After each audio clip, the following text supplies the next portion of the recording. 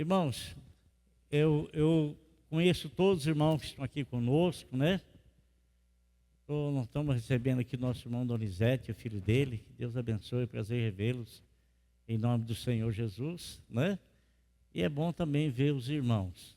Assim, vocês não sabem da satisfação que nós temos. Às vezes você não consegue medir a satisfação que nós temos de rever os irmãos na casa do Senhor. Aqueles, tem uns que vêm na sexta-feira, não vêm no domingo de manhã, não vêm no domingo à noite, mas vêm na sexta-feira. Tem os que vêm no domingo de manhã e não vêm no domingo à noite. Tem quem vem no domingo à noite e não vem nem na sexta nem no domingo. Mas glória a Deus, né? Porque nós temos irmãos que vêm na sexta, vêm no domingo, vêm na quarta.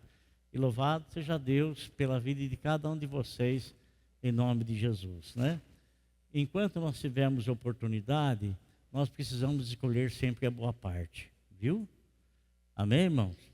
Enquanto nós tivermos oportunidade, nós precisamos sempre escolher a boa parte.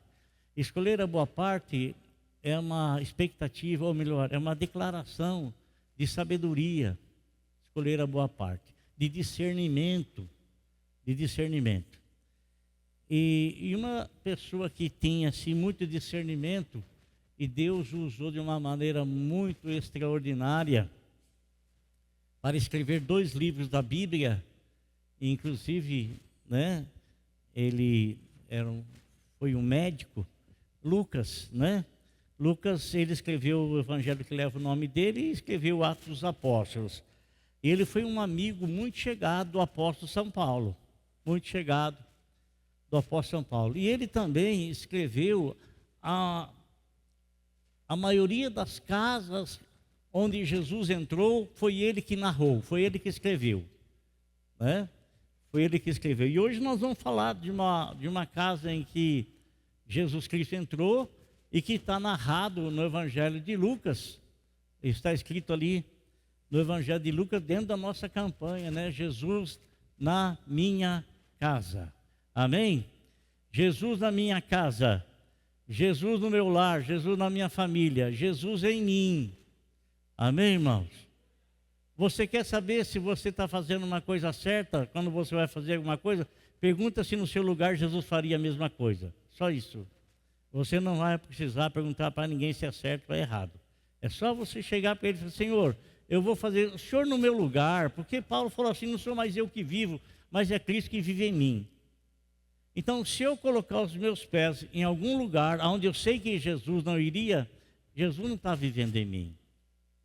Não está vivendo em mim. Não sou mais eu quem vive, mas é Cristo que vive em mim. A vida que agora vivo-a na fé do Filho de Deus, né? Que me amou e morreu por mim. Glória a Deus. Então, irmão, você sabe que Lucas, ele escreveu, e dessa casa onde nós vamos falar, é uma casa numa cidade chamada Jericó. E nosso Senhor Jesus Cristo, sempre nas suas caminhadas, quer de aldeia em aldeia, quer de cidade em cidade, quer de povoado em povoado, ele jamais deixou de realizar aquilo que Deus determinou que realizasse. Até mesmo em alguns locais, em alguns lugares que ele foi impedido, da mesma forma que o apóstolo São Paulo também narra, que ele queria ir para um determinado local, mas Satanás o impediu. E ele percebeu isso, que era Satanás que estava impedindo dele ir, não é? E o Senhor Jesus Cristo, ele, mesmo quando ele fora impedido de ter acesso a determinado local em que ele tinha plano, em que ele tinha projeto, mas ele não deixou de levar o testemunho ali, ou de preparar alguém para levar o testemunho naquele local. Por exemplo, quando o Senhor Jesus Cristo estava indo para Jerusalém e ele tinha que passar em Samaria, a Bíblia nos fala que Tiago e João foram à frente, que queriam preparar a pousada para ele, porque ele ia chegar à noitinha lá. Então ele chegando à noitinha já tinha um local onde ele pudesse se hospedar, né? Ou até mesmo que fosse de dia, ele ia ter um local para descanso, mas as pessoas não o quiseram receber porque ele tinha a aparência de judeu, que na verdade ele era judeu. Pela inimizade que eles tinham entre judeu e samaritano, não quiseram receber. O Senhor Jesus Cristo deixou sem testemunho? Não. O que o Senhor Jesus Cristo fez? Ele encontrou-se com aquela mulher no poço de Samaria, a mulher samaritana, e ele fez daquela mulher, em prazo de horas, ele fez daquela mulher uma grande missionária. Uma grande missionária, né? De tal forma que ele sendo impedido em Samaria, essa mulher se converteu na conversa, no diálogo com ele, e essa mulher então foi a missionária, foi lá e pregou para o povo, e o povo então saiu da cidade e vieram onde Jesus estava. A mesma coisa, irmão, aconteceu lá quando Jesus estava indo para Gadara. Eu não vejo que o Senhor Jesus Cristo estava indo especificamente encontrar-se com aquele homem endemoniado que vivia no sepulcro, Ele não estava indo encontrar especificamente com aquele homem.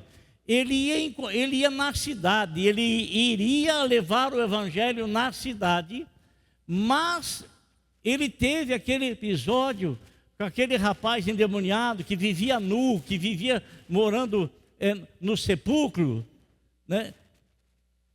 E aquele homem foi curado pelo Senhor, e no ele ser curado pelo Senhor, o povo da cidade veio, não apenas para ver o homem curado, mas porque a grande maioria cuidava dos porcos, e os porcos que se precipitaram num despenhadeiro e caíram no mar e morreram afogados, os demônios que estavam naquele homem saíram por ordem do Senhor e entraram nos porcos, e esses precipitaram e se afogaram. O povo não quis receber o Senhor. Mas mesmo o povo não querendo receber o Senhor deixou aquele povo sem testemunho? Não. O que o Senhor fez? Quando o homem liberto estava em pleno juízo, sentado aos pés do Senhor, e queria seguir o Senhor disse: não, eu preciso de você, eu preciso que você vá lá em Gadara, e você vai ser o meu missionário lá. Irmãos, em poucas horas aquele rapaz foi um grande missionário, foi feito um grande missionário, e ele foi lá em Gadara, e ele pregou o evangelho para os familiares dele, e a Bíblia nos fala que ele pregou o evangelho na cidade toda. Olha que coisa grandiosa, né? E você sabe, irmão, que o Senhor Jesus Cristo não fez muitas coisas grandiosas na cidade de Jericó, não fez.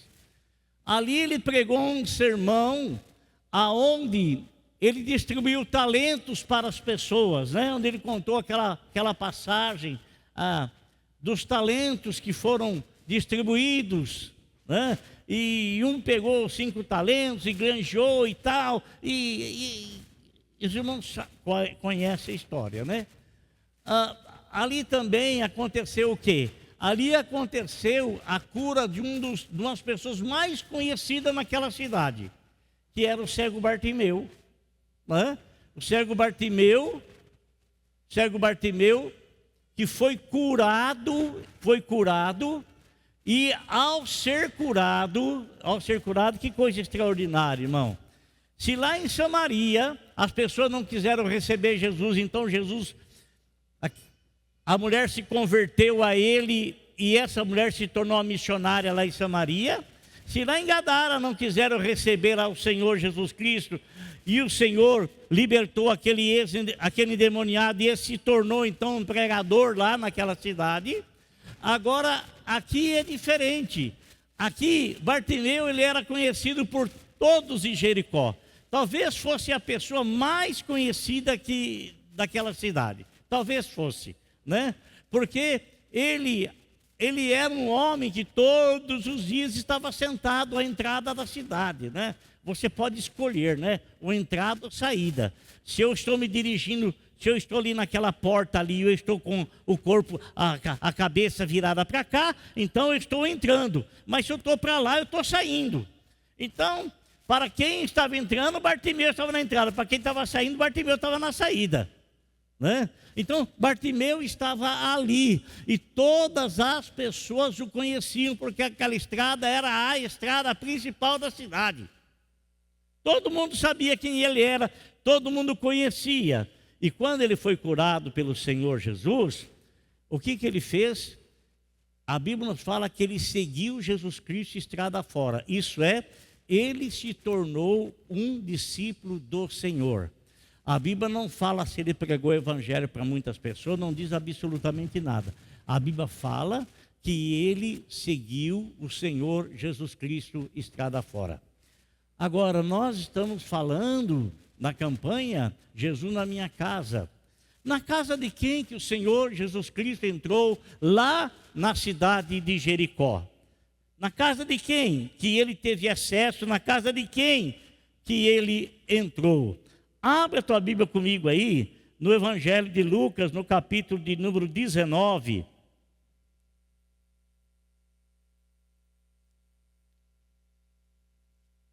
Uma passagem muito interessante aqui.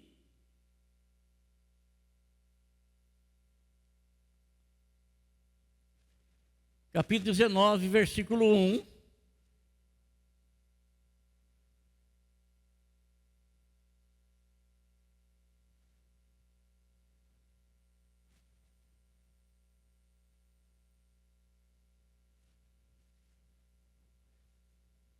O que está escrito aí, irmão? Está escrito assim: Jesus entrou em Jericó e atravessava a cidade. Então, ele entrou e ele estava atravessando a cidade de um lado para o outro, né? Logicamente, amado irmão, o Senhor Jesus Cristo, ele era impulsionado pelo Espírito Santo.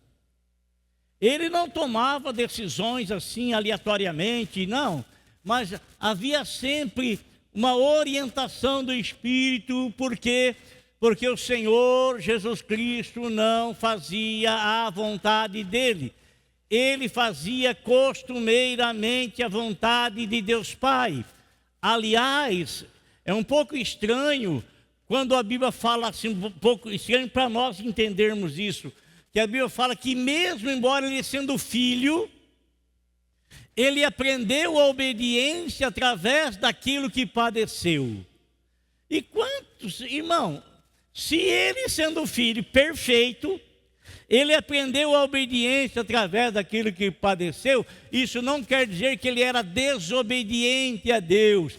Isso quer dizer que Deus direcionava a vida dele e muitas vezes Deus tinha que apertar a vida dele para direcioná-lo no plano e no projeto de Deus.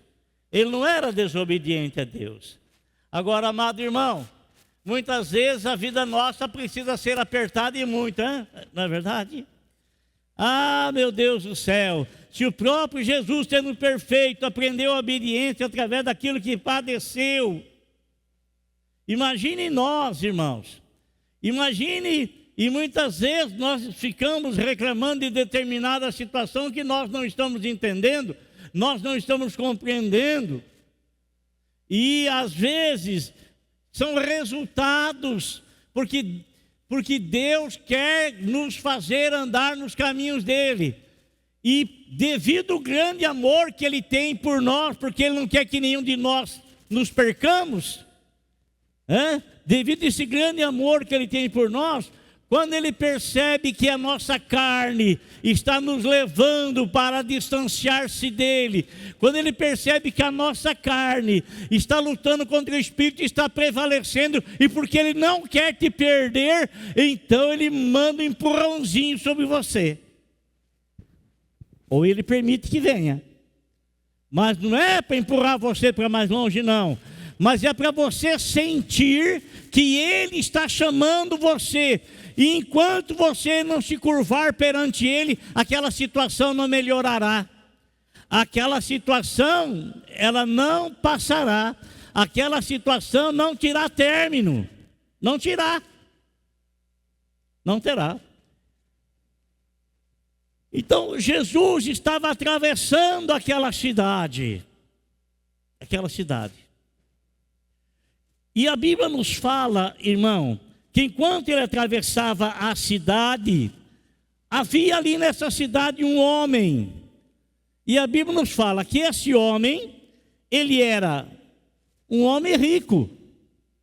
Ele era um homem rico. O nome dele era Zaqueu.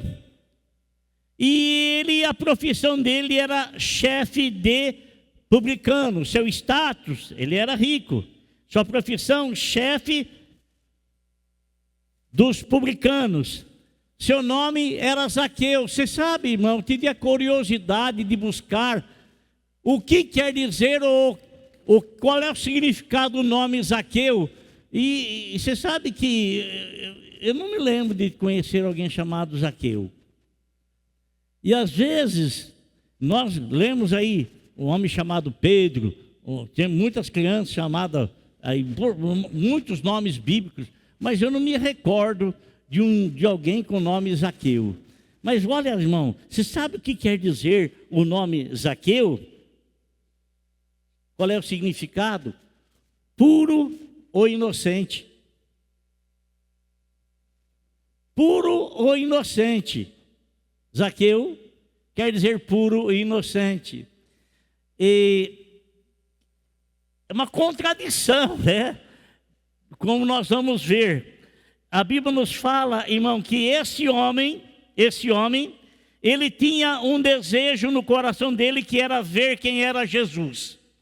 Ver quem era. Mas por quê? Por que que ele queria ver quem era Jesus?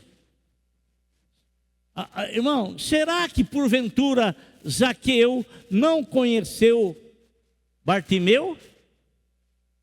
Zaqueu que morava naquela cidade, será que ele não conheceu o cego Bartimeu?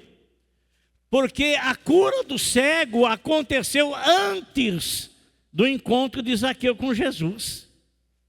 Aconteceu antes. E talvez, quem sabe, Zaqueu ouviu falar da cura de Bartimeu.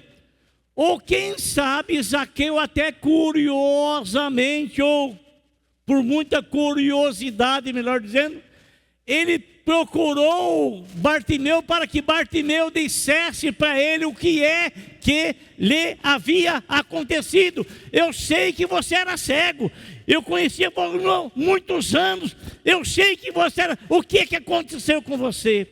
E quem sabe, Bartimeu testemunhou para ele da cura. Quem sabe? Né? Quem sabe? Mas uma coisa é certa: ninguém procura ninguém se não houver ter falado absolutamente nada. Se não tiver uma necessidade que aquela pessoa possa suprir. Ninguém. Então, a Bíblia nos fala que esse homem Zaqueu, ele queria ver quem era Jesus, mas tinha duas coisas que o impediam de ver quem era Jesus. Uma estava nele mesmo, ele era um homem de pequena estatura. A outra estava no obstáculo que ele não conseguia transpor por ser baixo. A multidão não permitia que ele visse quem era Jesus. E aí, irmão, me leva lá numa outra residência. A Bíblia nos fala que Jesus estava em sua própria casa, lá em Cafarnaum. E na sua casa em Cafarnaum, a Bíblia fala que ele estava ensinando as pessoas que estavam ali perto dele. Ensinando essas pessoas. Corrigindo talvez essas pessoas.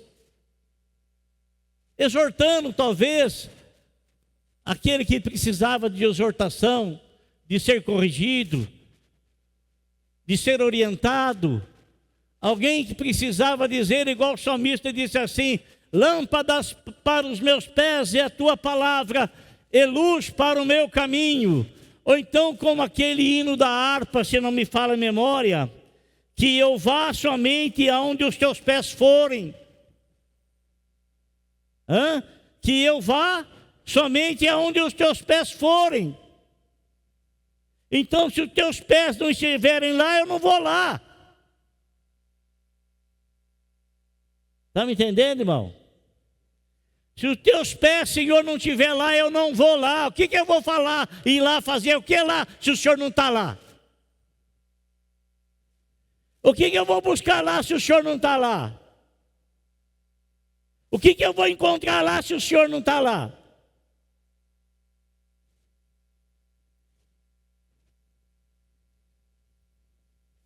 Então, irmão, quando Jesus estava ensinando aquelas pessoas, chegou 4 homens trazendo um quinto numa maca e tentavam colocar aquele homem paralítico na frente de Jesus. E a Bíblia nos fala que as pessoas que estavam na porta não permitiam que ele entrasse. Não permitiam. Se fossem cristãos verdadeiros, ou se tivessem aprendido que o Senhor talvez tivesse ensinado ali, eles iam fazer igual aqueles 4 fizeram, abrir caminho e ajudar a levar até na presença de Jesus, porque o homem era paralítico, estava precisando de uma grande, de uma enorme bênção. Mas as pessoas estavam impedindo. Olha, presta atenção, ou você pode ajudar pessoas a entrar no reino de Deus, ou você pode impedir. Está me entendendo? Ou você é uma porta aberta para orientar, sai do caminho para as pessoas até Jesus, ou então você é um obstáculo. Você fica na frente, não chega lá e impede outras pessoas de se aproximarem. Mas se nós somos discípulos, amado irmão, conta muito o que nós falamos. Se nós somos discípulos, conta muito o que nós fazemos. Se nós somos discípulos, conta muito aonde é que nós vamos. Conta muito. Conta muito. A Bíblia nos fala então que Zaqueu queria ver, mas não podia por algo que estava nele mesmo, pequena estatura. Mas por algo que estava fora dele, que era a multidão que cercava Jesus. E uma multidão que aparentemente ninguém dava espaço para outro se aproximar, não. Estavam perto, mas quando viam que outro estava chegando, eles se colocavam como barreira para não se aproximar do Senhor. A Bíblia nos fala que esse homem, quando ele percebeu a dificuldade que ele estava tendo e não podia ver quem era Jesus, então ele falou assim: está tudo bem, tudo bem, tudo bem. Hoje ele passou por aqui, não deu para mim vê-lo, mas eu vou esperar o retorno dele. Um outro dia qualquer. Irmão, olha aqui, não perca as oportunidades que Deus te dá por causa de ociosidade, por causa de preguiça espiritual. Não perca as oportunidades que o Senhor te dá. Não deixe para amanhã, porque o amanhã não é teu, não te pertence. Não é, não te pertence. Não te pertence. Esse homem chamado Zaqueu, ele era um cara persistente. Ele não era um cara que via dificuldade, tá bom, e nada. Ele era uma pessoa que aprendeu a persistir, aprendeu a não se importar com aquilo que as pessoas dizem ou falam. Ele aprendeu. E quando ele determinou no coração dele que ele ia ver Jesus, ele deu um jeito. Olha, irmão, Quando nós não queremos, qualquer obstáculo nos afasta, qualquer obstáculo nos desanima, qualquer obstáculo já nos diz assim, não dá, pai, não dá não. Né? Mas quando você é uma pessoa persistente, você não vê dificuldade, você arruma um meio, você arruma um jeito, você arruma um modo. Você arruma.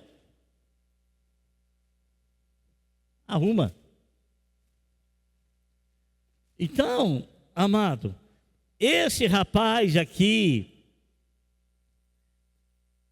ele tomou uma atitude, correu à frente, subiu num sicômoro,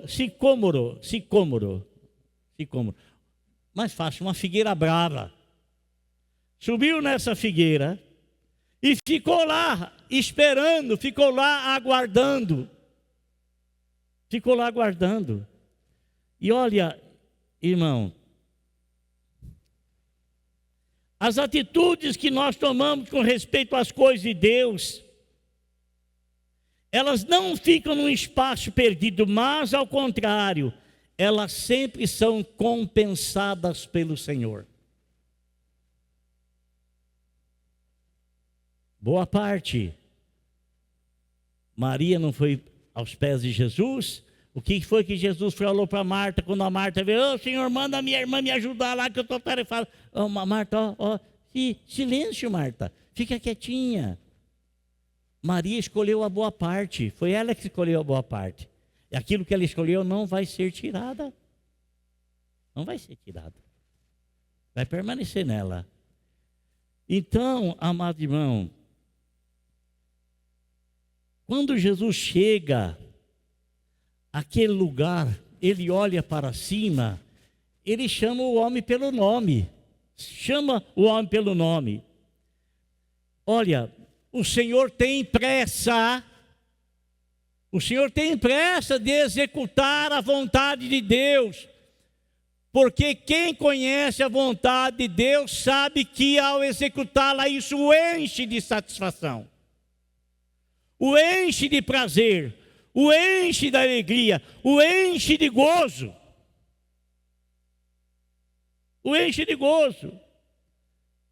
Você tem a aprovação do Pai Celestial. Olha, este aí é meu filho amado. A minha alma se alegra nele, porque ele faz aquilo que me agrada.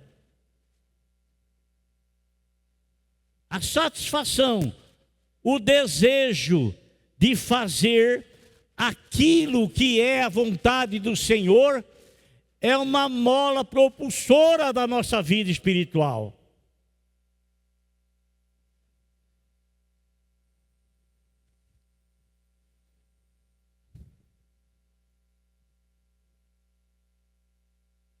Irmãos, olha o que o Senhor Jesus Cristo disse para ele. Quando chegou àquele lugar, olhou para cima e lhe disse: Zaqueu, desça depressa, quero ficar em sua casa hoje. Vou ficar na tua casa hoje. Quando fala vou ficar na tua casa, não está querendo dizer assim, vou fazer uma visita para você de 15 minutos, 10 minutos, uma visita pastoral. Você vai, faz o que tem que fazer e vai embora. Quando ele diz, eu vou ficar na tua casa hoje, né? Quer dizer que ele não ia ficar apenas 15 minutos, 20 minutos, porque havia necessidade dele ficar um tempo grande naquela casa, porque ele ia ter uma conversa com Zaqueu. E por que ele ia ter uma conversa com Zaqueu? Porque ele percebeu que o coração de Zaqueu estava aberto, cheio de curiosidade, cheio de questionamento, cheio de perguntas, e ele iria ficar na casa de Zaqueu até que as dúvidas do coração dele se dissipassem. Até que as dúvidas do coração de Zaqueu desaparecessem. E nós sabemos que a dúvida do coração da pessoa, ela desaparece quando a pessoa ela toma uma posição.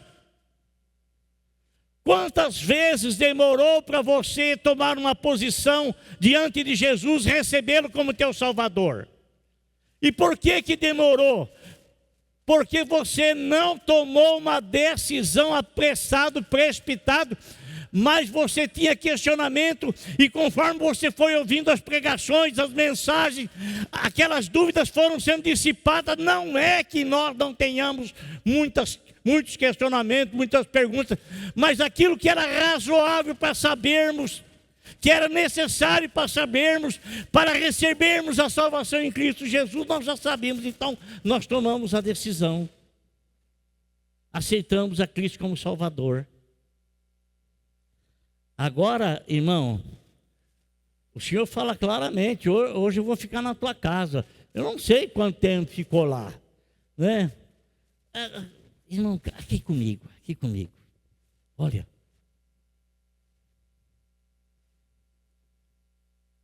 você acha que tinha pessoas que ficavam assim, era na casa de quem que ele foi? Os discípulos dele tinham ciúmes. Ciúme de Zaqueu. Olha lá, onde é que ele foi? Ô Senhor, por que o Senhor foi na casa dele e não foi na minha casa? Será que teve alguém que perguntou, filho? Será que teve alguém lá aqui? Por que o Senhor foi lá e não foi na minha casa? Olha aqui, irmão, preste atenção. Olha o que eu vou falar para você. O que o Senhor Jesus Cristo falou a respeito de deixar as 99 no aprisco e ir atrás daquela que se perdeu? O que estavam junto com ele, já estavam aprendendo com ele, já tinham visto tantas coisas maravilhosas, grandiosas, preciosas. Agora houve-se a necessidade de um coração faminto ser preenchido com a palavra de Deus, para consequentemente haver uma decisão de salvação.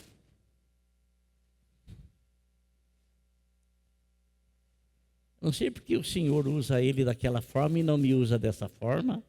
Eu não sei porque o Senhor faz aquilo com aquilo lá. Eu não sei porque aquele rapaz lá, ele canta tão bem e eu não canto. Não sei porque aquela moça toca tão bem e eu não toco. Eu não sei por causa disso, não sei por causa daquilo, não sei por causa daquilo outro, não sei por causa daquilo outro.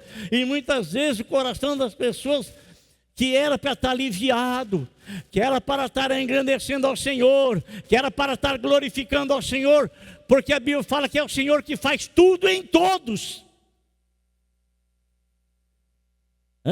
O Senhor faz tudo em todos.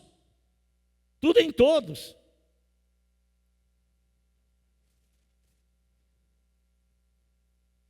Está escrito aqui: todo o povo viu isso e começou a se queixar. Quantas pessoas começaram a se queixar? Quantos? Todo o povo. Olha só, irmão. Todo o povo. Aí, Manice, todo o povo, não foi um nem outro não. Foram todos. Todos. As 99 que estavam junto com o bom pastor. E que o bom pastor disse: fique aí que eu vou entrar na casa daquele camarada lá, que eu vou levar salvação na casa dele. Fiquem aqui, já já eu converso com vocês de novo.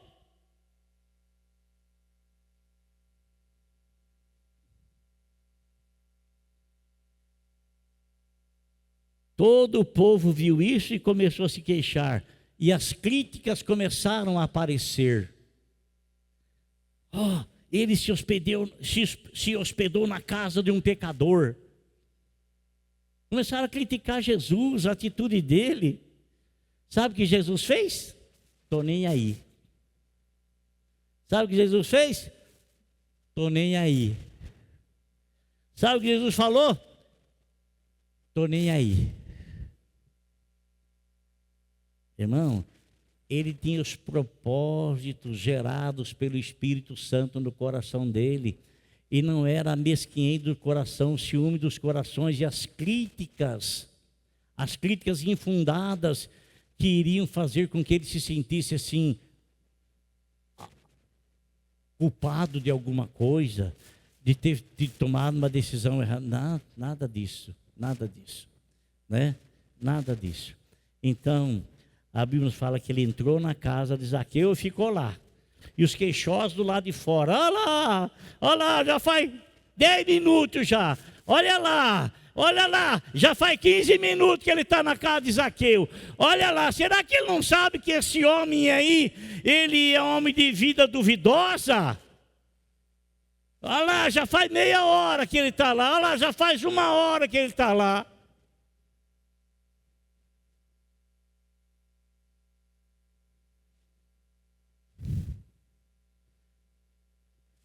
Enquanto o Senhor Jesus Cristo não realizou a obra na casa de Zaqueu, ele não saiu de lá.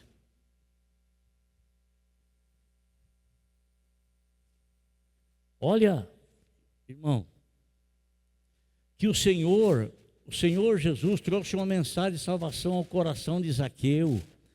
E a gente percebe que a pessoa, ela recebe a salvação pela atitude que ele toma.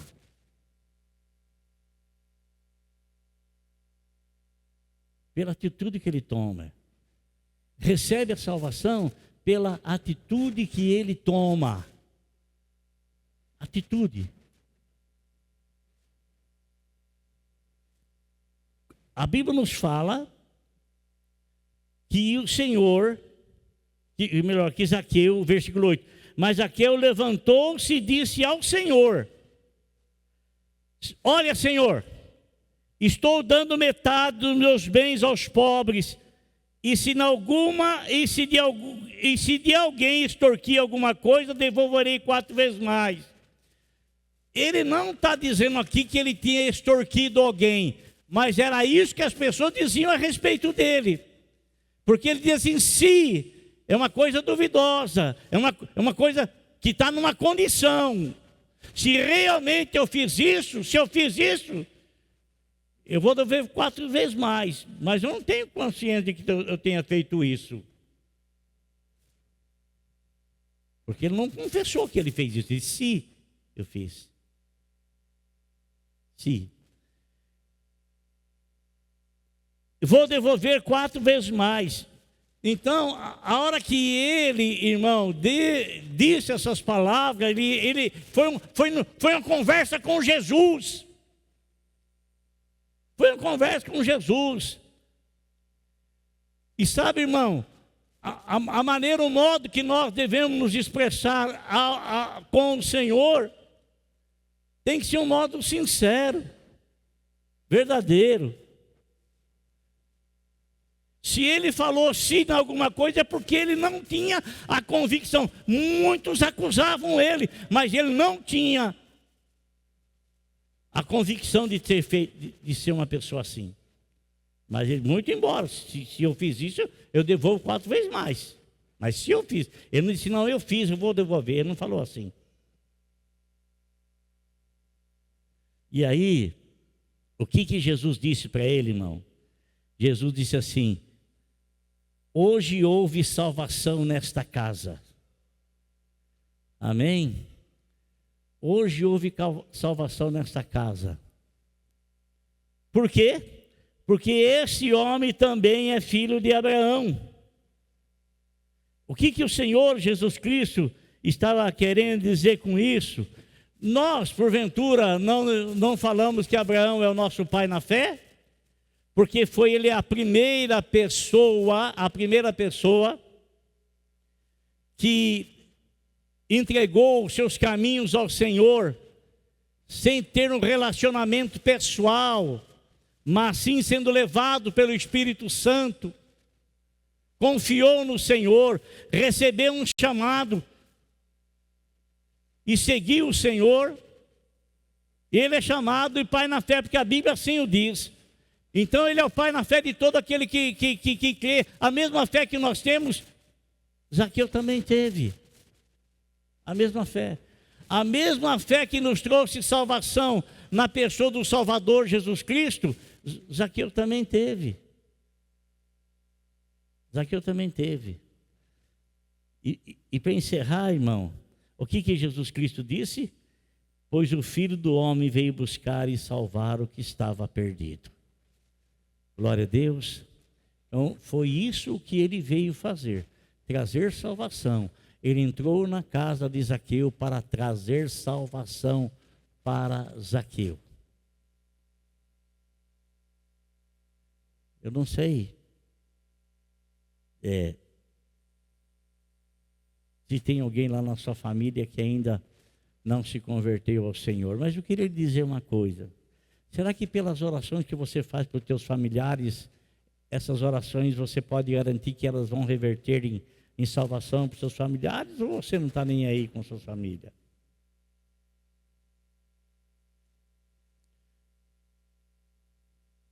Será que realmente seus familiares, eles têm tido o nome deles colocado diante de Deus em oração pelos seus lábios? Será que tem? Qual é a importância que você tem dado para a salvação da sua família?